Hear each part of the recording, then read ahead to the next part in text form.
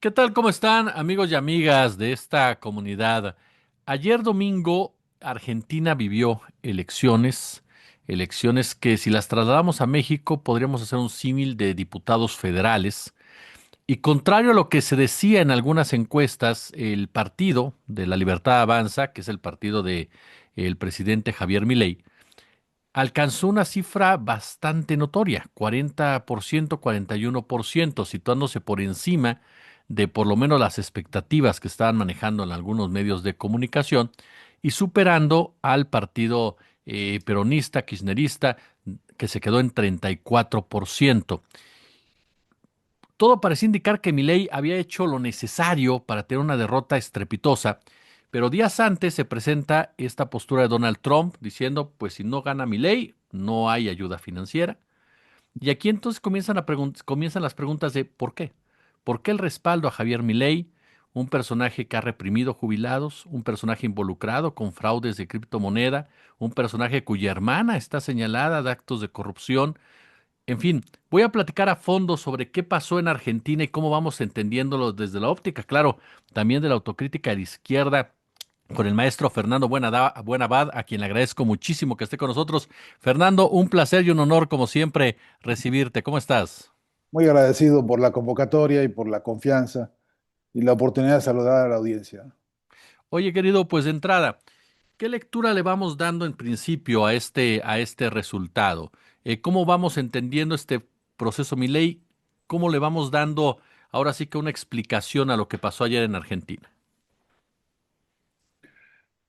Pues es una, una realidad política con multifactorial y con muchas aristas que ojalá alguna de ellas más o menos yo pudiera delinear, así sea en trazos muy gruesos.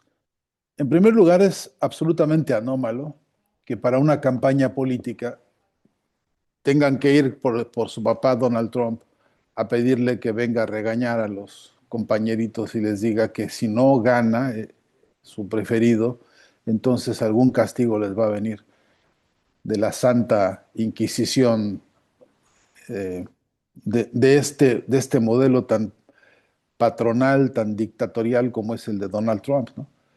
Ya eso es atípico y a mi entender eso no expresa fortaleza política de nadie que tiene que correr a decirle a su papá, ven y ayúdame. Y además, prométeme en público que me vas a dar mucho dinero y que a cambio de eso yo lo que voy a hacer es ser obediente y entregarte el gobierno del país, como ha ocurrido. Porque hoy por hoy quien maneja la política y quien maneja las finanzas nacionales es justamente la Casa Blanca. De modo que hablar de fortaleza política en esos términos, a mi entender, relativiza el paisaje porque es absolutamente atípico y yo diría, si me permites, casi en broma, ridículo, ridículo que un presidente tenga que ir y después que el otro presidente, su papá, le diga, pero acuérdense que se están muriendo de hambre, que Argentina está en las peores condiciones, que están en virtual desahucio y que entonces lo que hay que hacer es darles una mano porque pobres están, este, pues literalmente limosneando créditos para sobrevivir. Este doble discurso, que de hecho ya es psicótico por todo concepto, porque descontrola a las audiencias, a los electores, porque produce esta sinrazón de por qué tiene que dirimirse en la cabeza del presidente de los Estados Unidos el futuro de un destino, de un país que tiene vida democrática propia. Ahora bien, en en el inventario electoral argentino son más o menos 36 millones de electores. Un país de 45 millones tiene más o menos 36 millones de electores. De ese volumen, solo votó el 60%. Y de ese 60% solo ganaron el 40%, el mileísmo, para unas elecciones que se llaman de medio término. Ni siquiera son elecciones presidenciales, ni siquiera son elecciones de medio término para renovar una parte de la Cámara de Diputados y una parte de la Cámara de Senadores. Y aún renovando con ese porcentaje, esa parte de diputados y de senadores no alcanzó mayoría. Van a tener que ver cómo negocian en la siguiente etapa, cómo negocian lo que tienen que negociar para que les acepten por lo menos dos canalladas brutales contra el pueblo argentino, dos más de las que ya ha padecido este pueblo. Una cosa a la que le hacen, a la que le llaman reforma laboral, así le llaman ellos, a una estrategia de sojuzgamiento de la clase trabajadora, de aplastamiento digamos, de los niveles salariales, y con esto, de hecho, el retroceso de todos los derechos laborales que aquí han sabido ganarse durante muchos años, ¿no? Es famoso, digamos, el paradigma de las victorias laborales de los argentinos detrás de Juan Domingo Perón y de muchas de sus historias y de luchas, ¿no? Así que, así que en ese balance, lo que ellos dicen ahora que es una gran fortaleza, que es una gran victoria, que se rodea con cantos de cisnes y, ¿no? y Mm. con exageraciones, casi diría yo, estereotípicas de un sector de los argentinos, pues eso hoy por hoy es lo que se dice que pasó. Y, y efectivamente ganaron las elecciones con ese porcentaje y efectivamente el peronismo está en una crisis muy severa en la que nos obliga a preguntarnos, y todo esto que hicieron, todo esto que ocurrió en dónde tenía ubicada a la oposición? ¿Qué estuvieron haciendo? Y estuvieron haciendo algo paradójico también, que es que hace apenas unas cuantas semanas ganaron la provincia de Buenos Aires con más de 14 puntos, el peronismo, y que ahora se ha revertido el voto y han tenido incluso que aceptar la victoria de un candidato que tenía casi ninguna posibilidad de ganar porque venía secundando al que ahora es el candidato preso o el candidato juzgado porque se le descubrió las manos adentro del narcotráfico. Un hombre que, además de que habla siempre como si estuviese alcoholizado, de apellido Esper, un tipo con un corte nazi realmente de película, hasta parece copiado de alguna mala película de nazis, y que además tiene esa mentalidad, cuya estrategia de campaña contra el kirchnerismo era, por ejemplo, eh, plomo o, o cárcel.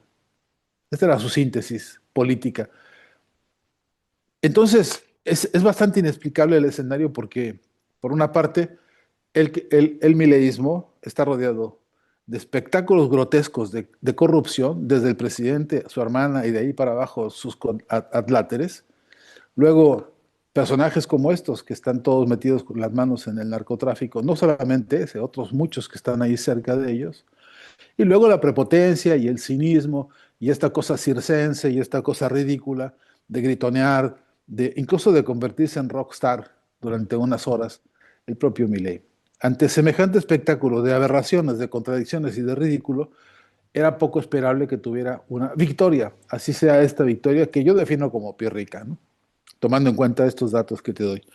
Así que en una primera síntesis veo que una, una situación asimétrica muy fuerte entre la disputa por un Estado que se gastó miles de millones de dólares en esta campaña. No estoy haciendo ningún recurso retórico, son los que están comprometidos ahora como deuda por parte de Donald Trump.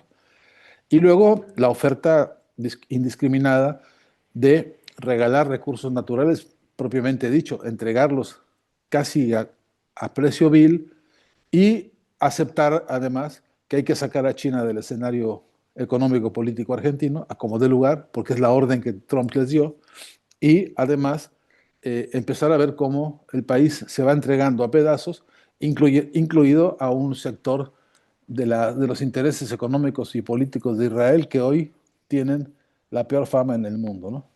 Entonces, este es el paisaje y en este contexto se dieron estas elecciones y, y lo que se votó, entre que suena absurdo, como lo digo en estos términos, también suena a peligroso de cara a los 2 años que siguen con Milei en el mandato.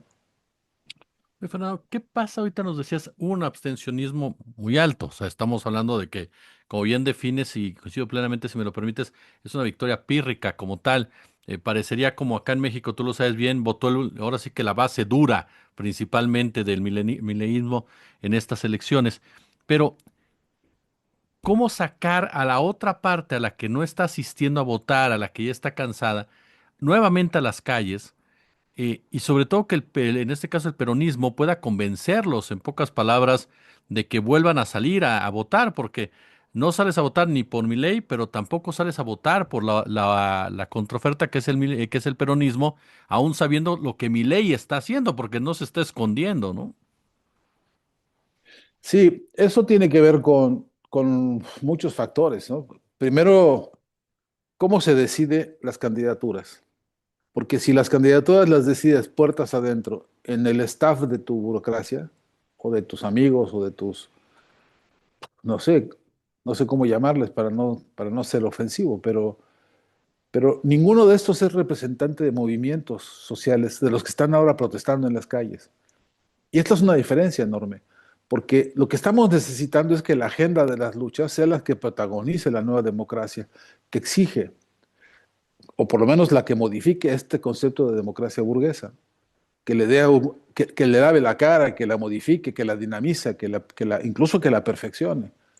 Entonces, una precondición es que tú hagas el inventario de las por lo menos 40 luchas sociales que están en las calles hoy en Argentina.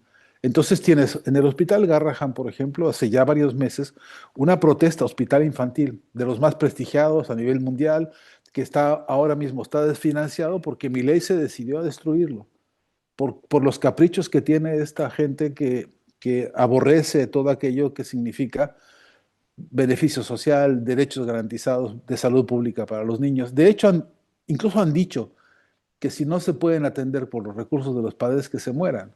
Han dicho barbaridades de este corte, eh, similares y conexas, ¿no? Eh, pero ninguno solo de los que están ahí en pie de lucha desde hace meses apareció en la agenda de estas candidaturas. Y me parece que con el apoyo social que tienen tan amplio, deberían haber sido parte de una estrategia de campaña, necesariamente, porque es la agenda de la lucha. Cada miércoles en la plaza principal de este país, frente al Congreso, hay unas manifestaciones de protesta de los jubilados, las personas mayores que exigiendo sus derechos acuden a protestar ahí y lo que reciben son palos. La orden de Milei ha sido maltratarlos, golpearlos, insultarlos, humillarlos y si es posible mandarlos al hospital fracturados, como hay casos, ya muchos, que se pueden fácilmente mostrar. De esos luchadores del movimiento de los jubilados, ni uno solo aparece el, en el, en el staff, digamos, de candidaturas.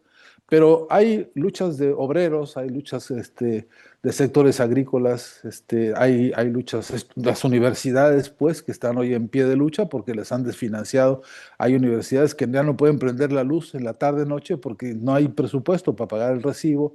Y en fin, han tenido que cerrar baños para no gastar el agua, que hoy está carísima, los precios han subido en todos los servicios, luz, agua, gas. Entonces, están las universidades totalmente golpeadas y maltratadas. Los salarios de los profesores, lo sé, soy uno de ellos, están siendo muy maltratados. Y la persecución política adentro de las universidades ha arreciado porque también hay infiltrados del mileísmo en las universidades públicas. Esto hace que haya una lucha estudiantil de docentes, de investigadores que protagonizan algo importante para el país y que han tenido marchas multitudinarias de protesta y sin embargo no son ellos los que están en el staff de las candidaturas, como creo que debería ser.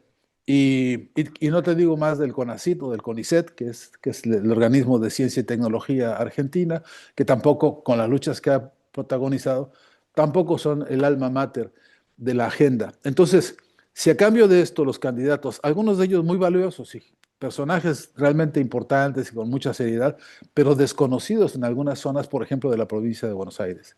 Entonces, donde hay, por cierto, organizaciones populares en pie de lucha hace largo rato. Eh, Creo que el único de esta estirpe de representante de movimientos sociales, Juan Grabois, es el único que ha aparecido, digamos, como un candidato en medio de una... Y además entiendo que después de muchas discusiones y de muchas tensiones para afianzar su candidatura. De manera que sintetizo que, ¿cómo llamas tú a la movilización si los que realmente movilizan no están en la agenda y los otros que han tenido un poco ya demasiado repetido el rostro en distintas campañas que también han perdido, los insistes en ponerlos? Porque la rebatinga interna en el propio peronismo hace que el tironeo diga, bueno, tú pones uno, pero yo pongo dos, tú pones aquel, pero yo pongo tres.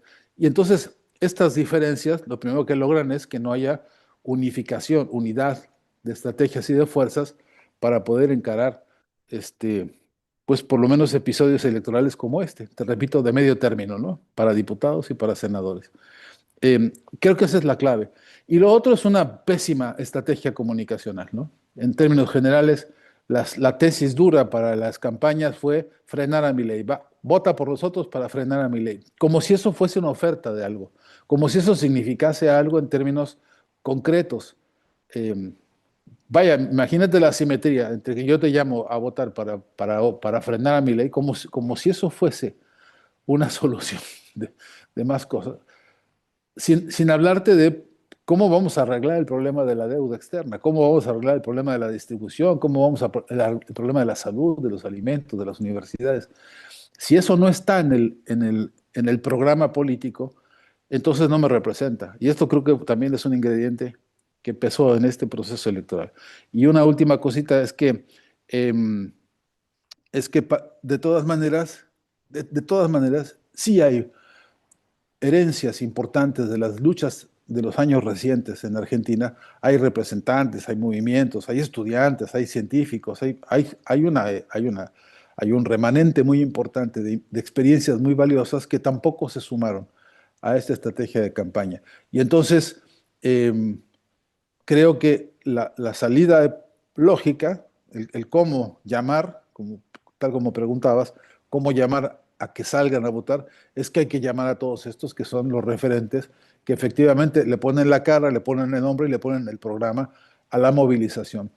Em, y luego, y luego entender que con un proyecto comunicacional serio, pensado desde otros enfoques y con otra participación, hasta con otra sintaxis, debería poder competir en el plano de lo que es una urgencia continental, revolucionar las conciencias, porque la pura repetición de eslogans hoy no tiene ningún efecto, ¿no? A eso iba también, querido. Al principio nos mencionabas, bueno, fue a buscar a su papá dijo, si no votan por él, pues no les presto el dinero, que hasta donde entiendo no han explicado ni siquiera en qué van a aplicar esas cantidades de dinero. Y es el intervencionismo de Trump, que también lo trató de hacer en Brasil con el juicio a este Bolsonaro. Y aquí la pregunta que te hago es ese punto, ¿hacia dónde está avanzando esta guerra narrativa que tú la has manejado mucho en tus diversas columnas, con personajes como Trump ya involucrándose de lleno, con personajes como el propio Milei aquí en México, con el propio Salinas Pliego que ya hace su aparición con eventos muy similares a los que hacía Trump? Y ahorita que te escuchaba hablar de la campaña del peronismo, recordé a los demócratas que se basaban en lo mismo, hay que detener a Trump, pero no ofrecían absolutamente nada. Eh, ¿Hacia dónde ves tú ya esta discusión narrativa en una ultraderecha, en una derecha que cada día parece que avanzan más en diferentes partes del mundo y de repente parecería, tú corrígeme por favor, que la izquierda se está quedando un poco atrás en ese tipo de discusiones? Sí, también depende de los lugares, ¿no? Porque en Irlanda acaba de ganar la izquierda. ¿Cierto? Entonces, donde nadie se imaginaba, ¿no? Hasta hace pocas semanas, el propio Milei decía, queremos convertirnos en Irlanda, ¿no? Y algunos de sus personeros decían, es que ahí ya está el modelo. Ahora se lo guardan, se lo esconden, porque Claro. el desarrollo es desigual y combinado. Y ahí donde hay grandes avances, también hay grandes retrocesos. La situación es, Gramsci lo había dicho, ¿no? Lo viejo no acabó de morirse, lo nuevo no termina de nacer, y en los demonios haciendo de las suyas, ¿no? Entonces, si eso sirviera para caracterizar el momento, habría que añadir dos cosas que a mí me ocupan y me preocupan. Uno, la anorexia intelectual de la derecha. Han entrado en un tobogán de empobrecimiento intelectual a tal grado de que hoy no se les cae una sola idea para pensar en el futuro de la humanidad. En algún momento tuvieron sus intelectuales, que incluso con un perfil humanista llegaron a decir sus cosas. Bueno, un baluarte para ellos fue Octavio Paz en su último Sí. periodo, cuando fue el adalid premio Nobel, ¿no? Del neoliberalismo y que lo aplaudía Salinas de Gortari y toda la pandilla, ¿no? Sí. Pero nadie va a discutir con Octavio Paz, que no era un intelectual de fuste y que tenía su formación con la que uno estaba sistemáticamente en desacuerdo, pero no podías desconocerle al menos cierta erudición sobre la cual forjaba silogismos y razonamientos que enamoraban a sectores, con base en un papel como intelectual, orgánico, incluso dirigiendo etapas de pensamiento importantes para ellos, ¿no? Le dijo alguna vez el querido Sánchez Vázquez, profesor Sánchez Vázquez, le Mm. dijo a Octavio Paz: bueno, don Octavio, de todas maneras, el capitalismo es el capitalismo, aunque contrate poetas para hermosearse, ¿no? Pero volviendo a esto, el heredero de Paz fue Vargas Llosa, que bueno, con kilómetros de distancia, de todas maneras se aferró a la idea de que él era el paradigma de la intelectualidad y todavía hizo uso incluso ese estereotipo, y así se condujo durante años. Vargas Llosa también cumplió ese rol todavía de mantener cierta sobrevida de la producción intelectual de las derechas y las ultraderechas, pero hoy se quedaron despojados de eso. Hoy están huérfanos. No hay uno que sea un relevo, algún intelectual por allá de mucho menor talla, lo que alimenta es pequeñas nociones de la desaparición del Estado o algunas otras argumentaciones bastante frágiles sobre la economía de mercado, etcétera, ¿no?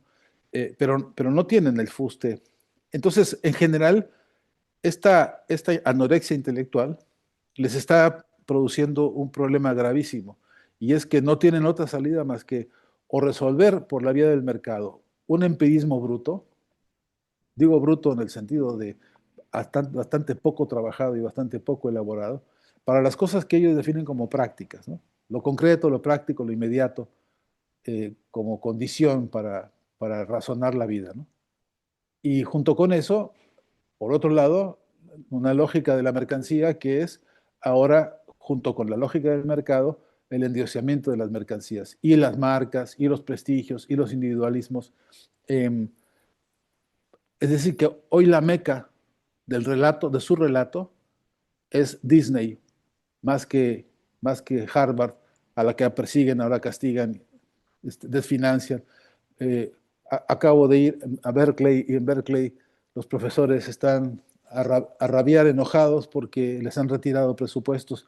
Se acabó eso de que los centros importantes universitarios de ellos eran sus think tanks de referencia y con prestigio. Eso ahora lo sustituye Disney y lo sustituye Wall Street y lo sustituye todo aquello que hable de cómo hacer negocios rápidos y además cómo hacer para, especialmente en el campo mediático, para crear pequeños escándalos uno sobre otro que lo que permitan sea eclipsar la etapa de retroceso civilizatorio tan grave que estamos viendo por el genocidio en Palestina y por la brutalidad con que la OTAN está operando en Ucrania, ¿no? Por decir solamente dos ejemplos. Eh, en esta situación están ellos ahora y, y nosotros no estamos sabiendo dar batalla en ese campo. No estamos tampoco emergiendo con las nuevas importantes tesis que sí tenemos de herencia como el humanismo del nuevo género, porque sí hay ahora elementos como para superar la Carta Universal de los Derechos Humanos, para lograr que deje de ser una concepción tan individualista de los derechos, para pasar a una concepción más colectiva, más comunitaria, más abierta, más inclusiva, más de las diversidades. Tenemos tesis, tenemos herencias, tenemos eh, bibliotecas enteras que podríamos estar nosotros hoy desarrollando, y sin embargo no estamos produciendo una revolución semiótica que con estos elementos pueda caminar. Ahí estamos débiles también, y pudiendo dar batallas centrales, erigiendo incluso camadas nuevas de proyectos intelectuales y de intelectuales en acción directa, de disputa por el sentido, no lo estamos haciendo y nos va a costar muy caro esto, ¿eh? Finalmente, quedo Fernando, y agradeciéndote estos minutos. Argentina, el que va a jugar ahora ya con este punto, en este marco Estados Unidos y China. Ya con Bolivia también gobernado por la derecha, litio, Argentina, litio. ¿Qué papel va a jugar Argentina ahora en este conflicto que cada día se avecina más intenso entre Estados Unidos y China? Mira, maticemos por lo menos dos cositas, si me permites. Adelante, adelante. Sí, Bolivia, pero adentro hay un problema gravísimo. Sí aparece como que ya ganó y yo sé que este sector, esta derecha, pero adentro hay un desafío enorme. Es un Estado plurinacional que no se va a olvidar de esa conquista y de esa diversidad que ahí reclama también su lugar. Claro. Entonces, a qué costo? Si quieres, vamos a lo más grave que vemos ahora, como Ecuador. Porque sí Novoa y sí todo, y sí el narcotráfico, y sí todo lo que está pasando ahí, pero ¿a qué costo? Está incendiado el país. Lo que pasó en Imbabura, en verdad que es Sí, de alta preocupación. Si quieres, vemos Colombia, ¿no? Que también con las circunstancias, pero las amenazas que hay ahí ahora de la CIA tratando de infiltrarse por Colombia hacia Venezuela, está creando a qué costo el sacrificio de cuánta gente. Si quieres, vemos, no sé, Paraguay, o si quieres, vemos en Uruguay que están ahora tratando de recomponer y de reenderezar cosas que el neoliberalismo crudo y pesado y furioso en Uruguay produjo estragos gravísimos. Van a tener que pagar, es decir, el costo de reponerse de estos impases neoliberales es muy alto y están tratando de darlo, pero abajo hay una movilización. Y por si fuera poco el paisaje, más o menos que estoy tratando de dibujar, de las luchas que hay en América Latina hoy con países que están levantados en batallas importantes porque vienen muy de abajo, hay que ver las que están pasando en el propio Estados Unidos, que tampoco está tan bonita la fiesta, ni tan en paz, porque ahí no solamente las grandes protestas contra los reyesuelos, ¿no? Que ahora acaban de ser manifestaciones extraordinarias, no King, ¿no? Pero junto con esas, las propias discusiones internas de las cúpulas, ¿no? Ni está tan fácil para los demócratas, ni está tan fácil para los republicanos. Y en algún sector de las cúpulas militares no están tan contentos con las payasadas de Trump.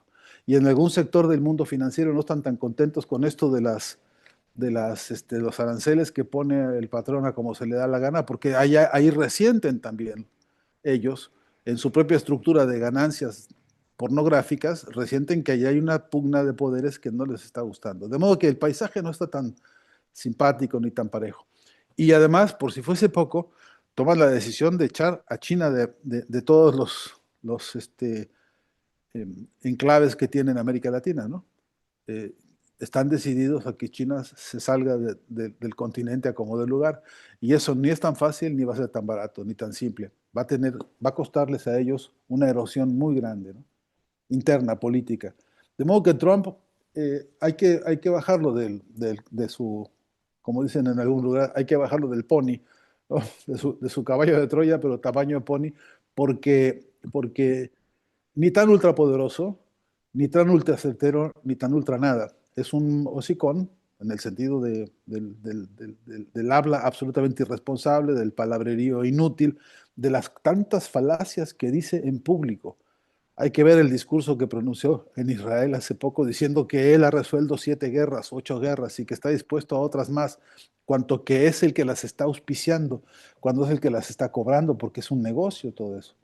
De modo que todas estas advertencias me hacen falta para preguntar esto que tú planteabas, ¿y para dónde vamos con todo esto? Si el desarrollo es tan, tan desigual y combinado, si el desarrollo este que estamos viendo en el corto plazo está tan intoxicado de todas estas rémoras de un capitalismo que está en franca decadencia, en franca putrefacción, eh, bueno, espero no estarme escapando demasiado de tu pregunta, pero No, no, a no. donde, a donde quisiera ir es a la urgencia, por un lado, epistemológica, teórica, de conocimiento, que es aprender a entender lo que el capitalismo es hoy, en lo que se convirtió hoy, saber el peligro que es en su proceso de descomposición acelerada como va, que no se va a morir solito, que hay que echarle una mano para que descanse en paz para siempre y deje pasar a la humanidad a otra cosa, donde se recupere la moral, la moral de los pueblos, que es No, no es esa cosa tan complicada de sotanas y de libros complejos y de pórtate bien. Es que esto no está bien.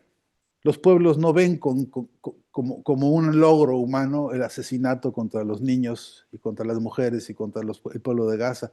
Eso no está bien, lo sabe la humanidad. Es un clamor planetario y no logramos que eso se frene. Me explico la impotencia, me explico la situación.